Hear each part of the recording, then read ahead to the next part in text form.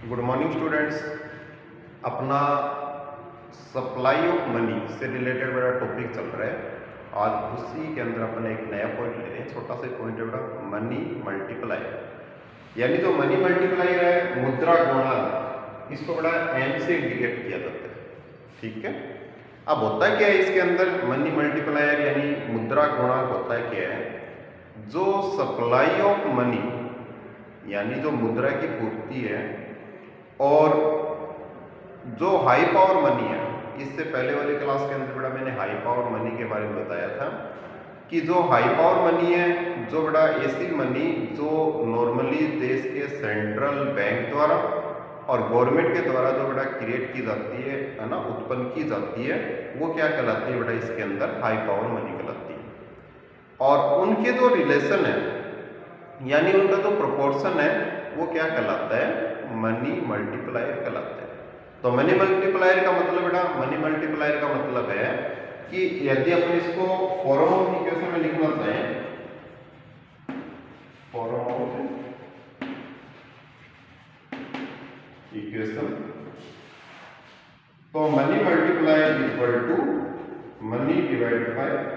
High power money, यानी इनका जो परसेंटेज है, इनका जो रेशियो है, वो क्या कहलाता है, मनी मल्टीप्लायर कहलाता है। मनी के अंदर बड़ा आपने लिया था, आपको बताइए, एम इक्वल टू इसके अंदर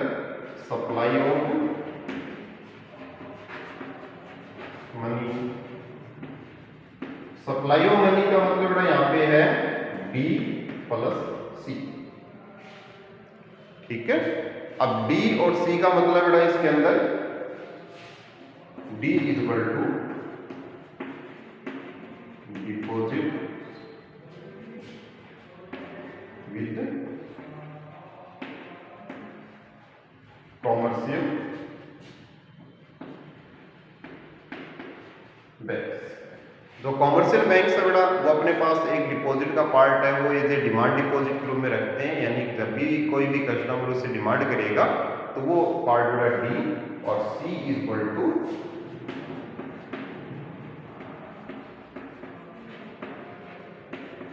करेंसी विद पब्लिक, जनता के पास जो करेंसी है वो। ठीक है। तो सप्लाई ऑफ मनी के अंदर बड़ा इसके अंदर है डी प्लस सी और हाई पावर एच इसके अंदर बड़ा H equal to high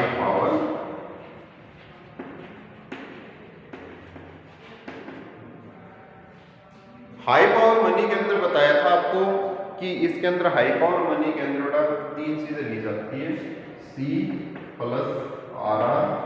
plus E. ये हाई पावर की इक्वेशन फॉर्म के अंदर बताया था कि इसके अंदर C plus R R plus क्या आता है इसके अंदर नेक्स्ट ई आर। ठीक है। अब इसके अंदर जो अपना डी है, डी का मीन बड़ा इसके अंदर होता है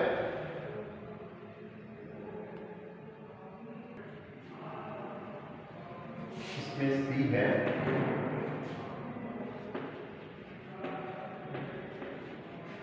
करेंसी इन सर्कुलेशन।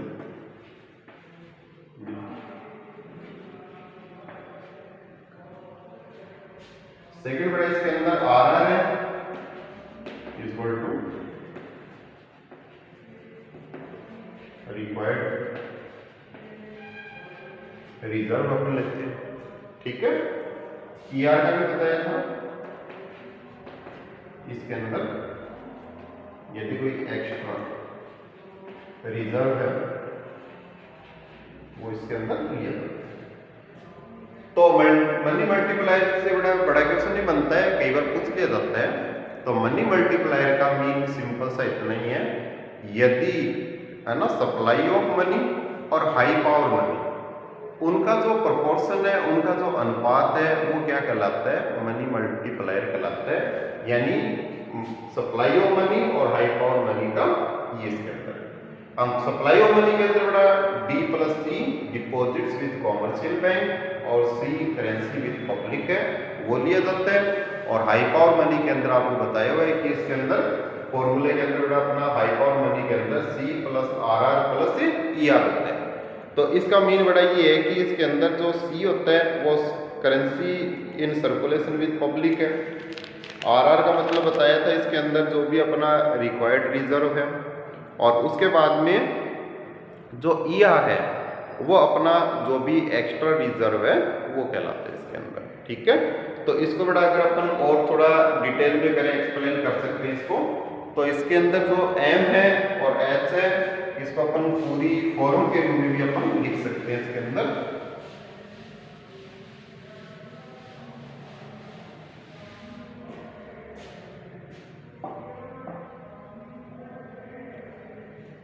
ये तो बेटा इसका फर्स्ट हो गया, या इसको अपन ऐसे भी लिख सकते हैं M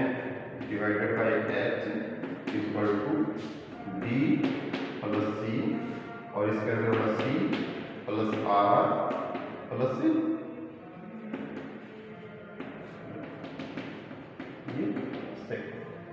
ये सेकेंड इक्वेशन के फॉर्म में अगर अपन बताना चाहें तो उस कंडीशन में बेटा M डिवाइडेड बाई H है ना, उसका मीन क्या है, इसके अंदर जो M है उसके अंदर D प्लस C और H है उसके अंदर C plus RR plus ER है, इनको अपन इंक्लूड करते हैं, इसके अंदर शामिल करते हैं इसमें। ठीक है, अब इसके अंदर बेटा नेक्स्ट है अपना कि यदि इसको इक्वेशन को अगर अपन D से डिवाइड करते हैं, इसके अंदर जो अपनी राइट साइड है उस कंडीशन के अंदर यदि इसको अपन डिवाइड करते हैं D से, तो अपना क्या बनेगा, M divided by H equal to B divided by D plus C divided by R divided by C divided by D plus RR divided by D plus ER divided by D। ठीक है, जो भी अपनी commercial bank की deposit है बेटा, है ना, उसको अपन किससे डिवाइड कर दिया, इसके अंदर डेनोमिनेशन ऑफ D से। तो अगर अपन इसको D से डिवाइड कर दें तो उस कंडीशन के अंदर अपने को ये नए फॉर्म के रूप में क्या मिलेगी बेटा, इसको अगर अपन सोल्व करें तो ये बनती है M divided by H equal to, ये बेटा D से D कट जाएगा, 1 हो जाएगा, plus C divided by R divided by C divided by D plus R divided by D plus ER divided by D। ये बड़ा इसके अंदर है। सबसे पहले देखिए इसके अंदर ये बताया बेटा कि जो अपना मनी मल्टीप्लायर होता है वो रिलेशनशिप बताता है किसकी, सप्लाई ऑफ मनी और high power money.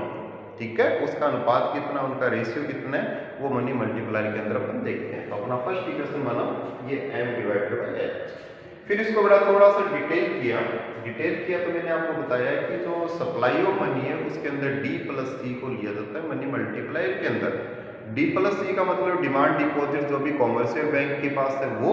Plus C currency with public है वो अपन ली इसके अंदर। तो M तो इसके अंदर डिटेल किया तो D प्लस C हो गया, और हाई पावर मनी के अंदर C plus RR plus ER है वो इसमें शामिल होते हैं। तो इसका डिटेल किया तो ये C वाला है। उसके बाद में नेक्स्ट अपने क्या किया बेटा, इसके अंदर जो अपना इक्वेशन बनाई डिटेल करने के बाद में इसके अंदर जो राइट साइड है ना, जो फिफ्थ अपनी इक्वेशन बनी है इसको बड़ा डिवाइड कर दिया अपन ने D, यानी एक डेनोमिनेशन लिया अपन ने जिससे इसको डिवाइड कर दिया। तो डिवाइड करने के बाद में ये बड़ा अपना इक्वेशन बना, ये इसके अंदर जो दे रखा है सबको D से डिवाइड कर दिया। इसको सोल्व किया तो बड़ा 1 plus C divided by D हो गया, ये D। उसके बाद में नेक्स्ट बड़ा इसके अंदर C divided by D, RR divided by D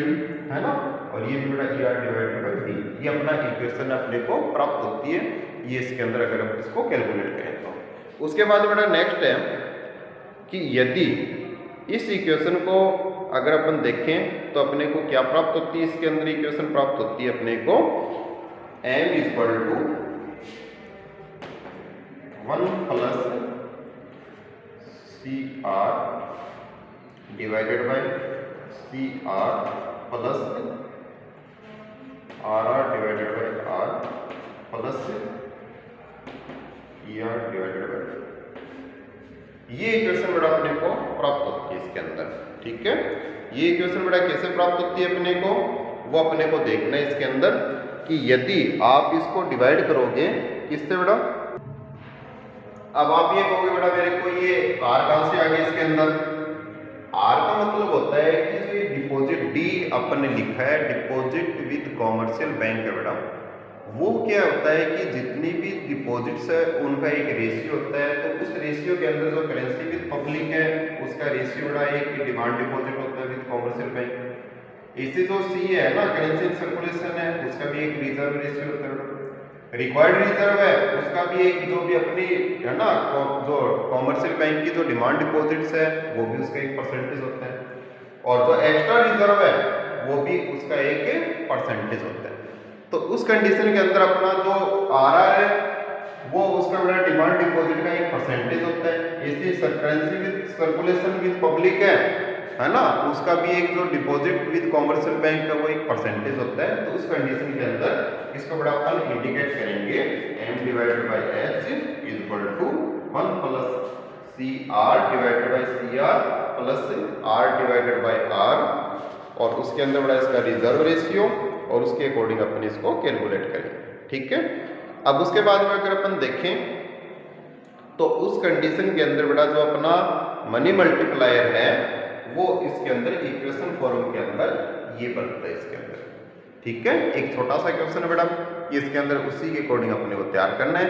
कि यदि आपसे पूछा जाए कि मनी मल्टीप्लायर क्या है, तो जो सप्लाई ऑफ मनी है और जो हाई पावर मनी है उनका जो प्रोपोर्शन है वो मनी मल्टीप्लायर कहलाते हैं। इसको बड़ा अपने इक्वेशन फॉर्म के अंदर एक्सप्लेन किया है। तो ये टॉपिक बड़ा अपना कंप्लीट होता है इसके अंदर, इस टॉपिक को आपको इतना ही कंप्लीट करना है। ओके, अब नेक्स्ट टॉपिक लेते हुए इसके अंदर अपन इसके अंदर बड़ा नेक्स्ट टॉपिक ले रहे हैं अपन इन्फ्लेशन और डिफ्लेशन, यानी मुद्रा प्रसार और मुद्रा संकोचन। इंपॉर्टेंट टॉपिक है बेटा, काफी बार क्वेश्चन आया हुआ इससे, इन्फ्लेशन से रिलेटेड और डिफ्लेशन से रिलेटेड, तो अपन इसके बारे में डिस्कस करते हैं। इन्फ्लेशन मुद्रा प्रसार का मतलब क्या होता है बेटा, मुद्रा प्रसार का मतलब समझने से पहले सबसे पहले अपन दो चीज लिखते हैं बेटा इसके अंदर। एक तो लिखते हैं इसके अंदर क्वांटिटी ऑफ मनी, और सेकंड लिखा अपन इसके अंदर वैल्यू ऑफ। इन दोनों के बीच में बड़ा रिलेशनशिप होता है, यानी क्वांटिटी ऑफ मनी और वैल्यू ऑफ मनी के बीच में जो रिलेशनशिप होता है वो इनवर्स रिलेशनशिप होता है। इनवर्स रिलेशनशिप कैसे होता है कि यदि क्वांटिटी ऑफ मनी बड़ा यानी मुद्रा की मात्रा वो क्या हो जाती है, इंक्रीज हो जाती है। ठीक है, तो उस कंडीशन के अंदर जो वैल्यू ऑफ मनी है वो क्या हो जाती है, डिक्रीज हो जाती है, यानी कम हो जाती है। यदि क्वांटिटी ऑफ मनी यदि बढ़ती है तो उस कंडीशन के अंदर जो वैल्यू ऑफ मनी है वो क्या हो जाती है बेटा, कम हो जाती है इसके अंदर। यानी किसी भी इकोनॉमी के अंदर, किसी भी कंट्री के अंदर, किसी भी देश में यदि जो सप्लाई ऑफ मनी है वो बड़ा बढ़ जाती है, उसकी डिमांड के अकॉर्डिंग उसकी जितनी आवश्यकता है उससे ज़्यादा बढ़ जाती है, तो वो क्या कहलाता है, मुद्रा प्रसार कहलाता है। मुद्रा प्रसार के कारण क्या होता है बेटा कि जो परचेजिंग पावर ऑफ मनी है वो डिक्रीज हो जाती है। इसका कारण क्या है, इसका कारण एक ही है कि देश के अंदर जो गुड्स और सर्विसेज है उसका जो प्रोडक्शन होता है वो बड़ा लिमिटेड है। ये नहीं है कि अपन जितना भी रिक्वायरमेंट है उतना गुड्स और सर्विसेज का प्रोडक्शन कर सकते हैं, एक लिमिटेड तक ही अपन कर सकते हैं, क्योंकि जितने भी नेचुरल रिसोर्सेज है वो लिमिटेड है, और लिमिटेड रिसोर्सेज होने के बाद कारण अपन उसका बड़ा अनलिमिटेड प्रोडक्शन नहीं कर सकते। तो और उस इकोनॉमी के अंदर यदि क्वांटिटी ऑफ मनी यानी सप्लाई ऑफ मनी है वो बढ़ा दिया जाए तो लोगों के पास बड़ा पैसे आएंगे, है ना, और जब लोगों के पास बड़ा एक प्रकार से इनकम के सोर्स बढ़ेंगे, यानी रुपए ज्यादा हो जाएंगे, पैसे ज्यादा हो जाएंगे, मनी की मात्रा ज्यादा हो जाएगी, क्वांटिटी ऑफ मनी ज्यादा हो जाएगी, तो उस स्थिति के अंदर क्या होगा, वो परचेजिंग पावर उनके बढ़ने से वो गुड्स और सर्विसेज की डिमांड करेंगे, और गुड्स और सर्विसेज की जो डिमांड है करेंगे बेटा, लेकिन उसकी जो सप्लाई है वो अकॉर्डिंग टू डिमांड है वो इंक्रीज नहीं हो सकती। और जब इंक्रीज नहीं हो सकती तो उस कंडीशन में जो प्राइस लेवल है वो बढ़ जाएगा, यानी वस्तु और सेवाओं की जो कीमत है वो बढ़ जाएगी। और जब वस्तु और सेवाओं की जो कीमत बढ़ेगी तो उस वस्तु और सेवाओं को परचेज करने के लिए, गुड्स और सर्विसेज को परचेज करने के लिए एक्स्ट्रा अमाउंट अपने को पे करना पड़ेगा, यानी एक्स्ट्रा क्वांटिटी ऑफ मनी है वो पे करनी पड़ेगी। और जब एक्स्ट्रा क्वांटिटी पे कर रहे हैं अपन किसी भी गुड्स और सर्विसेज को परचेज करने के लिए उसके एग्जिस्टेंस के कारण, तो उस कंडीशन के अंदर बड़ा क्या होता है कि जो मुद्रा प्रसार है वो उत्पन्न होता है, यानी जब परचेजिंग पावर ऑफ मनी कम हो जाती है, और परचेजिंग पावर ऑफ मनी का मतलब बड़ा वैल्यू ऑफ मनी है वो क्या हो जाती है, उसके अंदर कम हो जाती है। यानी किसी गुड्स और सर्विसेज को अपन जितनी अमाउंट में पहले परचेज करते थे उससे अगर ज़्यादा एक्सपेंडिचर अपने को करना पड़ रहा है, ज़्यादा अमाउंट स्पेंड करनी पड़ रही है उसको परचेज करने के लिए, उसको कंज्यूम करने के लिए, उसको खरीदने के लिए, तो ऐसी स्थिति के अंदर जो परचेजिंग पावर ऑफ मनी है वो कम हो रही है बेटा, वैल्यू मनी है वो कम हो रही है इसके अंदर। ठीक है, तो इसके अंदर जो मुद्रा प्रसार है, मुद्रा प्रसार का सिंपल सा मीन बेटा इतना ही है कि जब किसी भी इकोनॉमी के अंदर या किसी भी कंट्री के अंदर यदि क्वांटिटी ऑफ मनी इंक्रीज हो जाती है, बढ़ जाती है, उसकी सप्लाई के ऑफ मनी वो बढ़ जाती है उसकी डिमांड की तुलना में, यानी उसके कंपैरिजन ऑफ डिमांड, तो वो स्थिति क्या कहलाती है बेटा, मुद्रा प्रसार कहलाती है। क्योंकि जो प्राइस लेवल है, जो गुड्स और सर्विसेज की प्राइस है बेटा वो बढ़ जाती है, मनी है उसकी परचेजिंग पावर कम हो जाती है, वैल्यू ऑफ मनी है वो डिक्रीज हो जाती है, वो सिचुएशन क्या कहलाती है, मुद्रा प्रसार कहलाती है। ठीक है, तो मुद्रा प्रसार के बारे में यदि बड़ा अपने को बेसिकली पूछा जाए तो अपन बता सकते हैं कि जो सप्लाई ऑफ मनी है उसकी डिमांड की कंपैरिजन के अंदर बड़ा ज़्यादा हो जाती है, गुड्स और सर्विसेज का प्रोडक्शन है वो उसके अकॉर्डिंग इंक्रीज नहीं होता है, तो अपना परचेजिंग पावर ऑफ मनी है, वैल्यू ऑफ मनी है या जनरल प्राइस लेवल है वो क्या हो जाता है बेटा, बढ़ जाता है, और वैल्यू ऑफ मनी है वो कम हो जाती है, यानी परचेजिंग पावर है वो डिक्रीज हो जाती है। तो उस स्थिति को अपन इन्फ्लेशन करते हैं, मुद्रा प्रसार करते हैं। ठीक है, इसी से बड़ा अपोजिट होता है अपना डिफ्लेशन। डिफ्लेशन के बारे में बता देता हूँ, बाकी अपन आगे पढ़ेंगे इसके अंदर डिटेल में। डिफ्लेशन में क्या होता है बेटा, जो क्वांटिटी ऑफ मनी है वो क्या हो जाती है, डिक्रीज हो जाती है।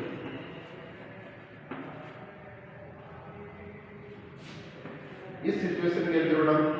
जो वैल्यू ऑफ मनी है वो क्या हो जाती है, इसके अंदर इंक्रीज, यानी एक दूसरे से अपोजिट कंडीशन है बेटा, यानी एक दूसरे से विपरीत स्थिति है वो इन्फ्लेशन और डिफ्लेशन। जब किसी भी इकोनॉमी के अंदर यदि क्वांटिटी ऑफ मनी है वो डिक्रीज हो जाती है, जैसे अपने बेटा नोटबंदी के टाइम के अंदर ये जो था वो डिफ्लेशन की स्थिति थी, यानी गवर्नमेंट ने क्या किया बेटा, जो भी अपने 500 रुपये और 1000 रुपये के नोट थे वो बंद कर दिए। बंद करने से क्या हुआ है कि इकोनॉमी के अंदर सप्लाई ऑफ मनी बेटा वो डिक्रीज हो गई उसकी डिमांड के कंपैरिजन के अंदर, तो वो स्थिति क्या कहलाती है, डिफ्लेशन कहलाती है। मार्केट के अंदर बड़ा मंदी आ गई है ना, मार्केट सुस्त हो गई, इंडस्ट्रीज का प्रोडक्शन रुक गया, बिजनेस बंद हो गए है ना, यानी उसके अंदर हर चीज़ बड़ा वो डिक्रीज होती है, और उसके कारण जब लोगों की बड़ा रिक्वायरमेंट नहीं थी, लोगों के पास रुपए नहीं होंगे तो वो गुड्स और सर्विसेज की डिमांड नहीं करेंगे, और गुड्स और सर्विसेज की जब डिमांड नहीं करेंगे तो उसका जो प्राइस लेवल है वो क्या हो जाता है बेटा, कम हो जाता है, क्योंकि सप्लाई तो उतनी है लेकिन उसकी डिमांड नहीं है, डिमांड कम है सप्लाई ज़्यादा है तो प्राइस लेवल डिक्रीज हो जाता है, परचेजिंग पावर बड़ा मनी है वो बढ़ जाती है, और वैल्यू ऑफ मनी है वो इंक्रीज हो जाती है। तो ये अपना इन्फ्लेशन और डिफ्लेशन के पॉइंट के अंदर बड़ा अपन अगर अपन डिस्कस करें तो अपने को बताना है इसमें। ठीक है, तो ये तो बेसिक नॉलेज था। अब अपन इन्फ्लेशन के बारे में पढ़ते हैं बेटा। सबसे पहले इसका थोड़ा सा इससे रिलेटेड जो डेफिनेशंस वगैरह दे रखी है वो अपन इसमें डिस्कस करते हैं। Okay,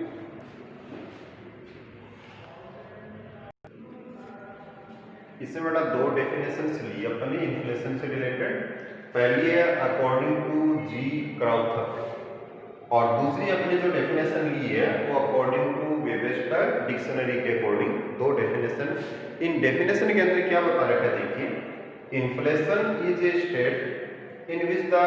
value of money is falling, that is price are rising। यानी इन्फ्लेशन एक ऐसी स्थिति है जिसके अंदर जो जनरल प्राइस लेवल है, जो वैल्यू मनी है बेटा, वो तो क्या हो जाती है इसके अंदर गिर जाती है, यानी जो वैल्यू मनी है वो डिक्रीज हो जाती है, फॉलिंग स्थिति के अंदर होती है, जिसके कारण जो प्राइस लेवल है वो क्या हो जाता है बेटा, राइज हो जाता है, बढ़ जाता है इसके अंदर, वो क्या कहलाता है, इन्फ्लेशन कहलाता है। तो अपने बेटा जनरल डिस्कशन के अंदर ये बताया था कि जो क्वांटिटी ऑफ मनी इंक्रीज होती है और उसके रिजल्ट क्या होता है कि जो वैल्यू ऑफ मनी है वो क्या हो जाती है बेटा, डिक्रीज हो जाती है, क्योंकि इसका जो परचेजिंग पावर ऑफ मनी है वो डिक्रीज हो जाता है, और परचेजिंग पावर ऑफ मनी है वो डिक्रीज होता है, तो जो प्राइस लेवल है, जो वैल्यू बेटा वैल्यू मनी है वो क्या हो जाती है, कम हो जाती है, और प्राइस लेवल बढ़ जाता है। ठीक है, तो ये बेटा इसके अंदर बता रखे हैं, इसके अंदर सिंपल सी डेफिनेशन है कि inflation is a state in which the value of money is falling, that is price are rising. अब अकॉर्डिंग टू वेबस्टर डिक्शनरी इसने क्या बताया बेटा, an increase in the value of volume of money and credit relative,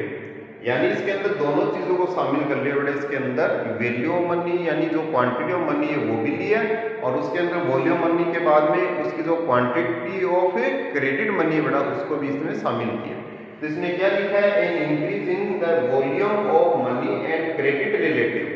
यानी उससे related जो भी credit money है टू अवेलेबल गुड्स, जो भी गुड्स अपने लिए उपलब्ध है, यानी जो क्वांटिटी ऑफ मनी है और क्रेडिट मनी है उसकी जो वॉल्यूम बेटा वो क्या हो जाता है, इसके अंदर इंक्रीज हो जाता है, और उस किससे रिलेटिव, इसके अंदर दे रखे हैं रिलेटिव टू अवेलेबल गुड्स, यानी जो गुड्स अवेलेबल है उससे ज्यादा वो उसकी वॉल्यूम हो जाती है, मात्रा हो जाती है, तो resulting in A substantial and continuing rise in the general price level, और उसका रिजल्ट ये होता है कि जो अपना प्राइस लेवल है वो क्या हो जाता है बेटा, कंटिन्यू रूप से और सब्सटेंशियल रूप से, है ना, वो क्या हो जाता है, बढ़ जाता है। तो इसमें क्या बताया, इसमें भी सेम चीज वही बताई है कि वॉल्यूम ऑफ मनी और क्रेडिट मनी बेटा वो रिलेटिवली जो गुड्स अवेलेबल है परचेज करने के लिए, कंज्यूम करने के लिए उससे ज्यादा हो जाता है, तो उस कंडीशन के अंदर एक कंटिन्यू रूप से क्या हो जाती है कि जो प्राइस लेवल है वो बड़ा लगातार बढ़ता रहता है, निरंतर जो वस्तु और सेवाओं की कीमत है वो बढ़ जाती है और वो बढ़ती रहती है, और वो क्या कहलाता है, अपना इन्फ्लेशन कहलाता है, मुद्रा प्रसार कहलाता है इसके अंदर। तो मुद्रा प्रसार का मीन तो बड़ा अपनी ये बता सकते हैं, इसके अंदर क्वांटिटी ऑफ मनी बढ़ने से उसका जो प्राइस लेवल है बड़ा गुड्स और सर्विसेज का वो इंक्रीज हो जाता है, परचेजिंग पावर ऑफ मनी है वो डिक्रीज हो जाती है, और वैल्यू ऑफ मनी इसके रिजल्टेंट क्या होती है बेटा, वो हो जाती है, वो भी डिक्रीज हो जाती है, वो स्थिति क्या कहलाती है, अपनी इन्फ्लेशन कहलाती है, मुद्रा प्रसार कहलाती है इसके अंदर। ठीक है, अब उसके बाद में नेक्स्ट अपने इसके अंदर लेते हैं कि जो मुद्रा प्रसार है बेटा उसके जो मेन कारण है ना, कॉजेज ऑफ इन्फ्लेशन है, वो कौन कौन से हो सकते हैं, कि किन कारण से मुद्रा प्रसार होता है, तो अपन देखते हैं इसके अंदर। तो मुद्रा प्रसार के कारण, कॉजेज ऑफ इन्फ्लेशन, मुद्रा प्रसार के कारण यदि अगर हम बेसिकली देखें तो मुद्रा प्रसार के वो दो ही कारण हैं जिसके कारण किसी भी इकोनॉमी के अंदर मुद्रा प्रसार यानी इन्फ्लेशन देखने को मिलता है। पहला इसके अंदर रीजन है वो है अपना इंक्रीज इन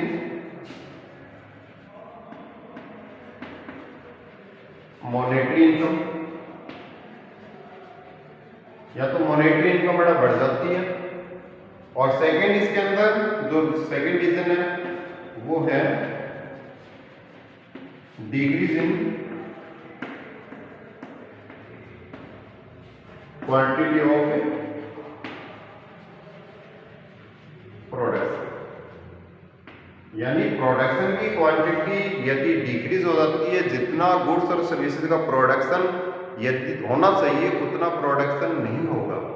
तो लोगों के पास बड़ा डिमांड ज़्यादा होगी, परचेजिंग पावर होगी, उनके पास परचेज कर सकते हैं गुड्स को, लेकिन अवेलेबल गुड्स नहीं मिलेगा, है ना, यानी जो अवेलेबल गुड्स नहीं मिलेगा तो उस कंडीशन के अंदर क्या होगा, जो प्राइस लेवल है वो बढ़ जाएगा, तो वो मुद्रा प्रसार होता है। और फर्स्ट बताया इसके अंदर इंक्रीज इन मॉनेटरी इनकम, लोगों की जितनी इनकम है यदि उस इनकम को बढ़ा दिया जाए, यदि वो इनकम ज़्यादा हो जाएगी, मॉनेटरी मनी के रूप में यदि इनकम ज़्यादा होगी, तो ऐसी स्थिति में क्या होगा कि जो मुद्रा प्रसार है वो बड़ा बंद देखने को मिलेगा, क्योंकि उनकी परचेजिंग पावर बढ़ जाएगी और परचेजिंग पावर से ज़्यादा डिमांड करेंगे तो क्या होगा, जनरल जो प्राइस लेवल है वो बढ़ जाता है। तो ये तो बड़ा इसका बेसिकली अगर अपन देखें तो इसके दो कारण हैं। अब इसको अपन डिटेल से डिस्कस करेंगे कि जो मॉनेटरी इनकम है वो बढ़ने के जो मेन जो रीजन दिए गए, जो मेन कारण है वो दो कारण है बड़ा इसके अंदर। पहला तो मॉनेटरी इनकम यदि बढ़ जाती है तब मुद्रा प्रसार देखने को मिलता है, या यदि क्वांटिटी ऑफ प्रोडक्शन है वो किसी भी कारण से, जैसे बड़ा भूकंप है, बाढ़ है, अकाल है, ये अपने को भारत के जैसी इकोनॉमी के अंदर देखने को मिलता है, तो ये बड़ा इसके मेन कारण है। जब प्रोडक्शन मान लीजिए किसी कारण से अकाल पड़ गया या बारिश ज़्यादा हो गई या ओलावृष्टि हो गई बड़ा, तो उस कंडीशन के अंदर क्या होगा, जो प्रोडक्शन गुड्स जो अपने फूड ग्रेन्स का होना चाहिए वो नहीं हो पाता है, और जब नहीं हो पाता तो उसके अंदर प्रोडक्शन अपने को नहीं हो, जिससे क्या होगा, जो क्वांटिटी ऑफ जो प्रोडक्शन है वो कम होगी, लो डिमांड तो उतनी करेंगे जितनी रिक्वायरमेंट है, तो वैसी स्थिति में बड़ा प्राइस लेवल है वो बढ़ जाता है। तो इसके जो मेन बेसिकली जो इसके कॉजेज दे रखे हैं वो बड़ा एक अपना है, इसके अंदर मॉनेटरी इनकम इंक्रीज होने के कारण, और सेकेंड अगर इसके अंदर decrease in quantity of production, ये इसके दो कारण।